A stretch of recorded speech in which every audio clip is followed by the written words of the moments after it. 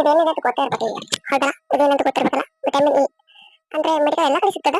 ಮೆಡಿಕಲ್ನಾಗ 95 ಇದೆ ಅದ್ರಾಗ.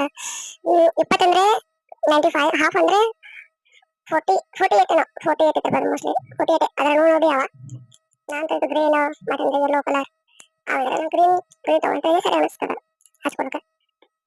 ಮತ್ತಿದು ತಲೆಗೆ ಹಚ್ಬೋದು, ಮತ್ತಂದ್ರೆ ನುಂಗ್ಬೋದು, ಮತ್ತಂದ್ರೆ ಮುಖಕ್ಕೆ ಹೇರ್ಸ್ ಎಲ್ಲದಕ್ಕೂ ಸರಿ ಯೂಸ್ ಆಗ್ತದೆ ಅನಿಸ್ತದ. ಮುಖದಲ್ಲಿ ವಿಟಮಿನ್ ಇ ಕ್ಯಾಪ್ಸೂಲ್ ಟ್ಯಾಬ್ಲೆಟ್ ಅದಲ್ಲ ಒನ್ ಡೈಲಿ ಒಂದು ಯೂಸ್ ಮಾಡ್ಬೇಕು ಮುಖಕ್ಕಾಗಿ.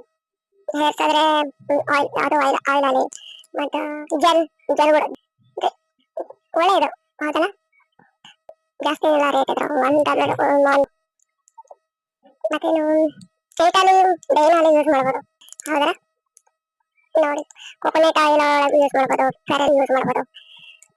ಜೇಮ್ಸ್ ಅಲ್ಲಿ 18 ವರ್ಷ ಮೇಲ್ಪಟ್ಟ ಇದ್ದರು ಯೂಸ್ ಮಾಡ್ಬೇಕು, ಚಿಕ್ಕ ಮಕ್ಕಳಲ್ಲಿ ಅವ್ರಿಗೆ ಸರ್.